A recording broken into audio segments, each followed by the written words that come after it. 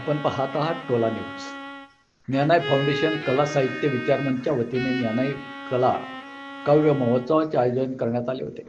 आनंदाचे क्षण सारे या कार्यक्रमात मराठी कविता, हिंदी मराठी गाणी आणि गझल यांचे बहारदार सादरीकरण करण्यात आले.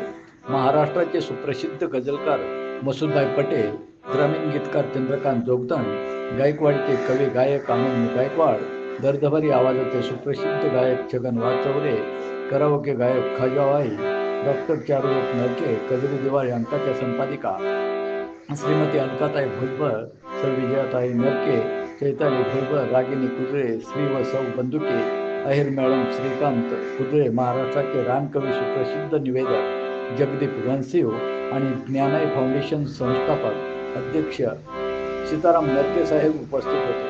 त्वचारोग तज्ज्ञ डॉक्टर चारुदत्त नरके यांच्या वाढदिवसानिमित्त हिंदी मराठी गाणी, नृत्य व काव्य मैफिल रंगतदार झाली.